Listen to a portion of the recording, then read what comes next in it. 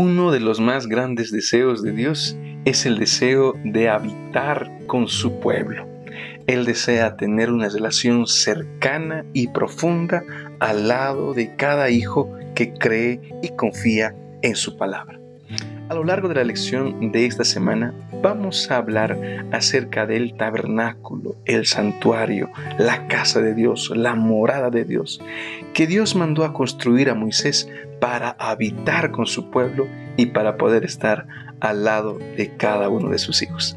Así que ahí donde te encuentras, ponte cómodo porque ya comenzamos con el repaso de la lección de la escuela sabática.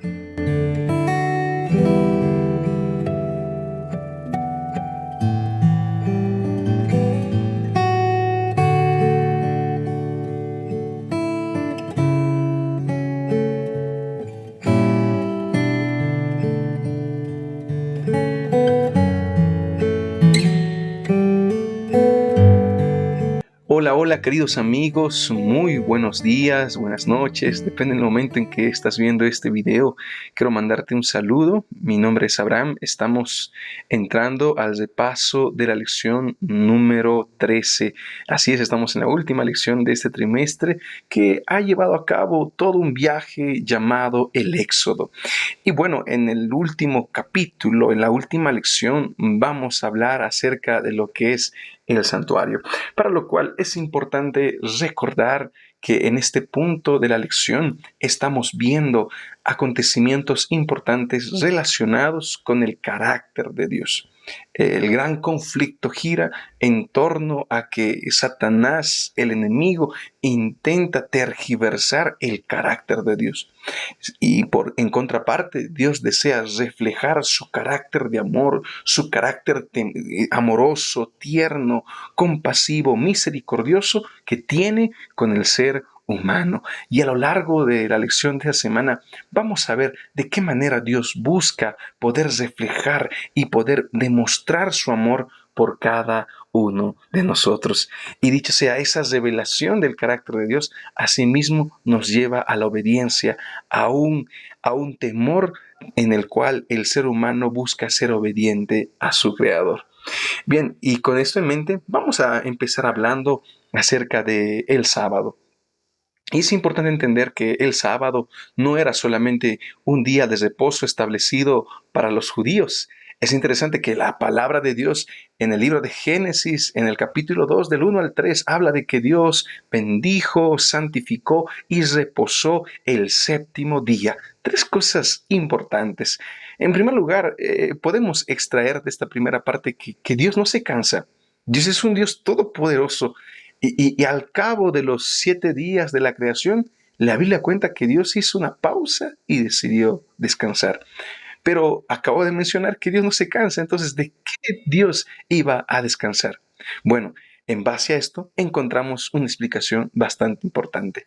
Dios nos estaba dando el ejemplo y el modelo de lo que Él desea que nosotros hagamos. Así que cuando llegue el momento y cuando llegue el día sábado, recuerda que Dios te entregó este día para que puedas tener una comunión más cercana con Dios. En Éxodo capítulo 35, del versículo 1 al 3, dice algo importante. Dice, Moisés convocó a toda la congregación de los hijos de Israel y les dijo, estas son las cosas que Jehová ha mandado que se hagan. 6 días se trabajará, pero el día séptimo os será santo, día de descanso para Jehová.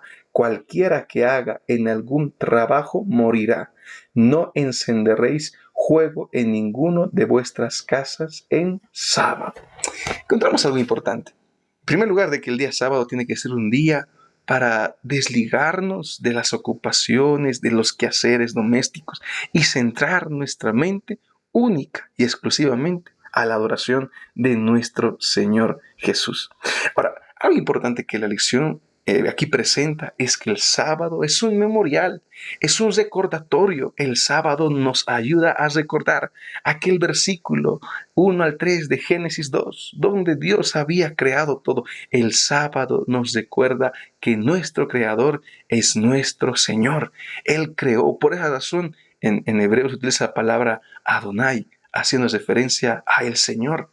Él es el Señor, el dueño de todo lo que existe en esta tierra. Asimismo, el sábado es un anticipo a lo que Dios desea que experimentemos. Así como el día sábado nosotros nos desconectamos de las cosas que nos rodean y entramos en comunión tan estrecha con nuestro Creador, de la misma manera Dios espera que podamos vivir en la tierra nueva. En pocas palabras, el sábado es un anticipo de lo que el ser humano vivirá muy pronto cuando esté al lado de Dios en la tierra nueva. Y el sábado, asimismo, según lo que Deuteronomio presenta, el sábado nos recuerda la salvación. Porque en Deuteronomio, capítulo 5 nuevamente se presenta el decálogo y se presentan los 10 mandamientos y también el día sábado. Pero en este principio de Deuteronomio encontramos que la base ya no es directamente Dios como creador, sino Dios como redentor. No vas a ejercer esclavitud sobre los cielos, porque acuérdate que tú también fuiste siervo. Y eso nos ayuda a recordar que el sábado también es un elemento que me recuerda de dónde fui rescatado. Y qué lindo es poder llegar a este día tan especial, recordar que somos hechos a imagen y semejanza de Dios. Y mi querido amigo, mi querido hermano, cuánto te ama Dios, cuánto te quiere, cuán importante eres para Él. Por esa razón el día sábado recuerda que es un memorial para recordar la creación, que es un anticipo del cielo y asimismo que nos ayuda a recordar que Dios es nuestro Salvador. Continuamos hablando y avanzamos en base a las ofrendas y el espíritu. Vamos a leer Éxodo capítulo 35 y del 4 hasta el versículo 5. Dice, así habló Moisés a toda la congregación de los hijos de Israel. Esto es lo que Jehová ha mandado. Tomad de entre vosotros una ofrenda para Jehová. Todo generoso de corazón la traerá a Jehová oro, plata, bronce. Antes de la construcción del tabernáculo, en el principio de la construcción, Moisés convoca a poder reunir una ofrenda. Lo maravilloso que encontramos en esta descripción es que estos elementos que se iban a recoger, estas joyas, este oro, esta plata, iba a servir para la misma edificación, para fundir estos metales y en base a la fundición de estos metales empezar a construir cada uno de los elementos que se encontraba en el santuario. Algunos elementos importantes. En primer lugar, el hecho de que el santuario tenía elementos de oro nos ayuda a reconocer la realeza. Dios era el que habitaba en el santuario y Dios como Rey de Reyes y Señor de Señores merecía tener elementos que estén hechos de oro. Asimismo, en esta parte de la lección también encontramos el trabajo que el pueblo hace. Hay algo interesante que menciona Éxodo capítulo 36 y el versículo número 5. Y fueron a decirle a Moisés, el pueblo trae mucho más de lo que se necesita para la obra que Jehová ha mandado que se haga. Entonces Moisés mandó a pregonar por el campamento, ningún hombre ni mujer haga más labores para la ofrenda del santuario. Así se le impidió al pueblo ofrecer más, pues tenían material abundante para hacer toda la obra y aún sobraba. Esta parte me llama mucho la atención. Hoy en día vivimos en una generación donde muchas de nuestras iglesias acostumbramos a reunir y hacer ofrendas, pactos con el Señor para poder mejorar la construcción de nuestro templo, para mejorar de pronto los sanitarios de nuestro templo, para mejorar la entrada. Pero qué maravilloso. El contexto del pueblo de Israel en el Éxodo, en la elaboración del santuario, era que ya estaban trayendo mucha ofrenda. Y Moisés dice, ya basta, ya no traigan más ofrenda, porque es mucho el material que están trayendo y ya va a sobrar. Y eso es lo que me llama la atención. Cuán importante es la generosidad, cuán importante es que nosotros como pueblo de Dios tengamos ese espíritu de donar, de apoyar la obra de Dios. Dice, la gente también donó su mano de obra, pues muchos objetos específicos del tabernáculo y su mobiliario debían ser elaborados mediante su trabajo artístico y diligente. La predisposición del pueblo no solamente es recurso, sino también apoyo. Y cuán importante es, queridos hermanos, que nosotros también podamos aplicar esto en nuestra vida, que nosotros trabajemos en la viña del Señor. Y entendamos de que para que la casa de Dios, para que el templo avance, Dios va a proveer los recursos, así como lo hizo en el santuario, tocando el corazón de los israelitas para que donaran, para que llegara al punto en el que Moisés dice, no, ya basta. Y de la misma manera, Dios proveyó los dones, capacitó a Bezalel y a Oliab. Ambos iban a ser llenos del Espíritu Santo para la edificación del templo. Ellos iban a tener las condiciones, la sabiduría, el conocimiento artístico para desarrollar cada elemento que iba a tener el santuario. Por eso, mi querido hermano, recuerda, Dios está al control de la iglesia. Dios conoce su viña. Tal vez tú que me escuchas en tu iglesia hay problemas, hay discusiones. Tal vez en las juntas de iglesia hay problemas. Pero recuerda que Dios está al control de este pueblo, que puede ser que haya pasado momentos difíciles, momentos complicados, pero Dios continúa dirigiendo la edificación de su morada y de su casa de oración. Vamos a avanzar y entramos a el tabernáculo construido. Y aquí vamos a encontrar algunos aspectos muy importantes, los elementos que el santuario tenía. En primer lugar, encontramos que el santuario tenía tres partes comunes y tres partes normales, ¿no? Por así decir, tres partes muy conocidas. La primera, que estaba compuesta por el atrio, la siguiente, que era el lugar santo, y seguido por el lugar santísimo. La parte del lugar atrio estaba compuesto por el altar del holocausto, un lugar, un elemento hecho de madera, de acacias, recubierto con bronce. En este lugar se ofrecían las ofrendas, se quemaban las ofrendas, ¿verdad? Y era necesario que existiera una brasa en la parte de abajo para poder consumir la ofrenda. Asimismo, entre el altar del holocausto y la entrada al lugar santo se encontraba lo que es el lavacro o la fuente de agua, que era importante para que el sacerdote pueda lavarse las manos. Y seguido de eso tenemos el lugar santo, que estaba compuesto, ¿verdad? En el lado norte se encontraba lo que es la mesa de los panes. En el lado sur se encontraba lo que es el candelabro. Y en la entrada al lugar santísimo se encontraba el altar del incienso, donde se ofrecían el incienso, el aroma, para aromatizar el lugar santo. Y seguido de eso, en el lugar santísimo se encontraba el arca del pacto, y en la parte de arriba, como tapa, se encontraba lo que es el propiciatorio, cubierto con dos ángeles y dos querubines, que apuntaban hacia el propiciatorio, hacia la parte central donde se encontraba estaba la presencia de Dios. Todo esto fue parte del santuario y encontramos diferentes aplicaciones, ¿no? Empezando del atrio, el lugar santo, el lugar santísimo. Todo esto nos recuerda el plan de salvación.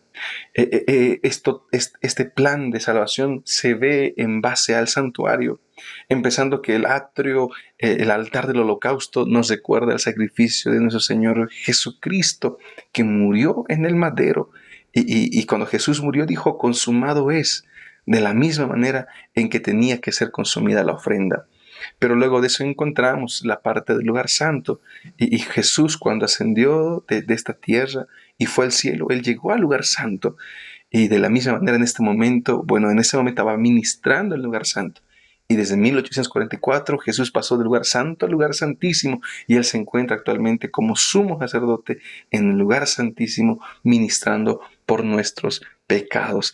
Y las aplicaciones que encontramos son bastante profundas. En primer lugar, el atrio nos recuerda la justificación, el acto en que el hombre reconoce a Jesús como su Salvador.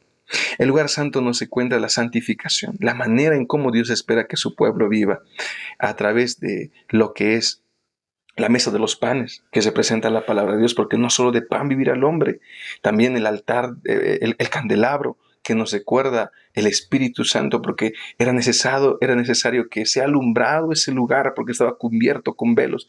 Y en ese sentido, el candelabro era la única fuente de luz que había. Y la luz nos recuerda al Espíritu Santo. Jesús dijo, vosotros sois la luz del mundo. El cristiano debe de ser luz, testificación, debe de testificar con su vida. Y el altar del incienso, que sube como oraciones de grato aroma ante la presencia de Dios. Queridos amigos, todo esto es un símbolo de cómo Dios espera que viva. En la santificación encontramos el estudio de la palabra de Dios con la mesa de los panes, la predicación del evangelio con el candelabro, y la oración con el altar del incienso. Pero ya en el lugar santísimo encontramos el gran día de la glorificación, cuando finalmente seremos transformados de gloria en gloria. Aquí encontramos algunos aspectos importantes. En primer lugar, el lugar santo, el tabernáculo, perdón, contaba con dos fiestas importantes, ¿no? En primer lugar, lo que era el día de expiación. El día de expiación se celebraba una vez al año y servía para poder limpiar de pecado el santuario terrenal. De esa manera, en el día de expiación se elegía un macho cabrío. El macho cabrío, en quien caía la suerte, se llevaba los pecados del santuario y era despachado al desierto. Y en el desierto moría y cargando los pecados del pueblo. Entonces es un símbolo apuntando a Lucifer, a Satanás, que un día recibirá todos los pecados que ocasionan este universo para finalmente morir y desaparecer cargando los pecados de todo el universo. Y de esa manera encontramos la importancia del santuario, las importancias y las aplicaciones que tiene el santuario. Vamos a avanzar y hablamos acerca de la presencia de Dios en el tabernáculo. Algo maravilloso, como acaba el libro de Éxodo en el capítulo 40. Y voy a leer los últimos versículos. Vamos a leer ese versículo 34. Dice de la siguiente manera: entonces una nube cubrió el tabernáculo de reunión y la gloria de Jehová llenó el tabernáculo. Moisés no podía entrar en el tabernáculo de reunión porque la nube estaba sobre él y la gloria de Jehová lo llenaba. Finalmente encontramos en el libro de Éxodo que el plan de Dios se cumple, porque Dios deseaba habitar con su pueblo. Cuando Dios eligió a Moisés, lo envió a Egipto para que liberara al pueblo de Israel. Le da la indicación: yo quiero que liberes a mi pueblo para que ellos vengan a adorarme. Y el principio de que Dios quería que su pueblo lo adore era que Él deseaba habitar con su pueblo. Él deseaba estar al lado de su pueblo. Y al final del libro de Éxodo encontramos que este propósito se alcanza, que este propósito llega a su cumplimiento. Dios termina habitando con su pueblo. Y la palabra de Dios nos menciona que en todo este viaje del Éxodo, durante el día, Dios se manifestaba a través de una nube y por la noche Dios los acompañaba a través de la columna de fuego por el frío que ellos vivirían.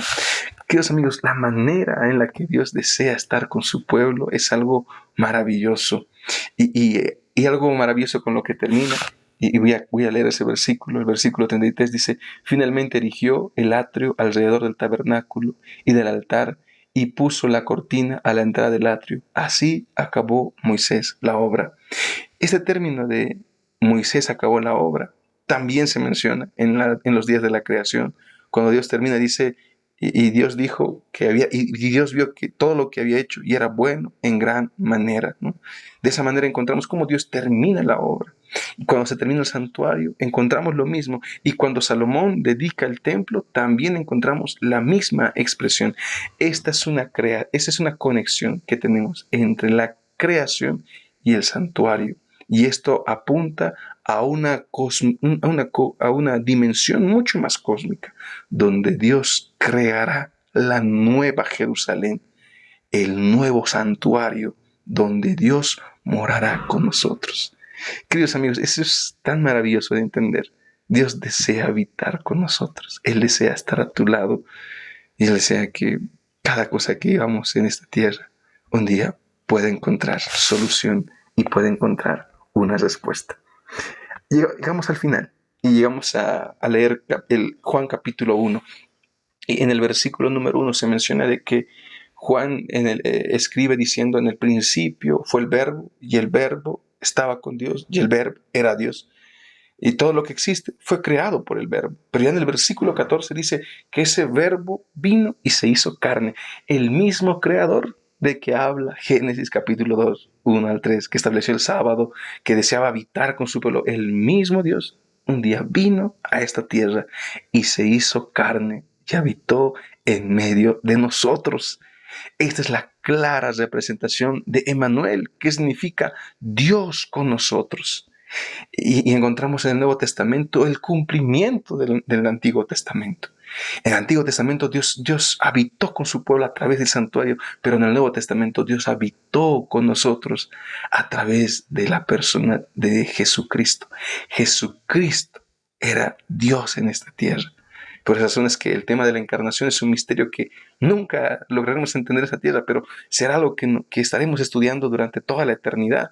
Es un misterio para nuestra mente, pero podemos entender de que Jesús es el cumplimiento del Antiguo Testamento. Es Dios habitando en medio de nosotros. Y finalmente, amigos, encontramos en Apocalipsis capítulo 21, del versículo 1 al 3. Y vamos a dar lectura antes de comentar este pasaje bíblico. Algo maravilloso que dice la palabra de Dios en Apocalipsis, capítulo 21, versículo 1 al 3.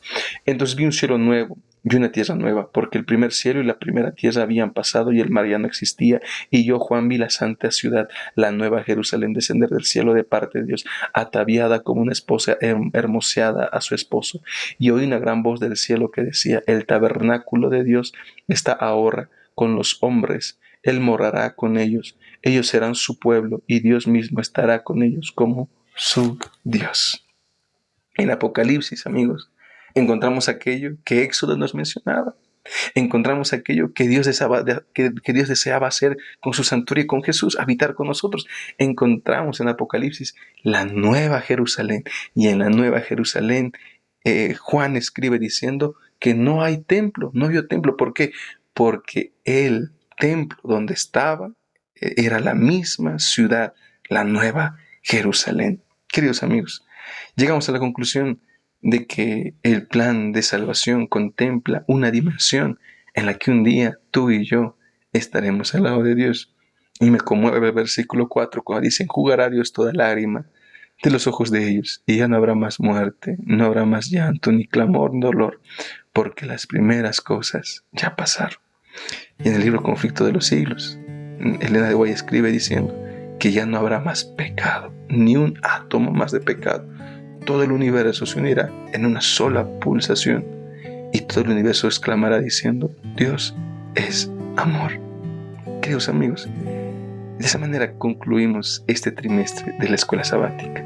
Yo quiero decirte algo. Dios tiene un plan maravilloso con cada uno de nosotros. Él tiene un plan para tu vida y Él está buscándote para poder llenar esos vacíos que tienes en tu corazón. Acéptalo hoy, ahí donde estás. Cierra tus ojos, porque vamos a orar. Oh Padre querido, Padre amado, te agradezco tanto por este momento que nos regalas para meditar en tu palabra, Señor, para entender la importancia de habitar contigo, Señor, de estar a tu lado. Como el salmista decía: en la casa de Dios moraré por largos días. Permítenos habitar en tu presencia, Señor, y aunque andemos en el valle de sombra y de muerte, no tenemos nada que temer, porque tú estás al lado nuestro. Ayuda a mi hermano que tiene un problema, que tiene dificultad. Ayuda a esa hija tuya que está pasando por una enfermedad, Padre amado, y que junto a tu mano podamos caminar hacia la eternidad. Te pedimos todo esto en el nombre de Jesús. Amén.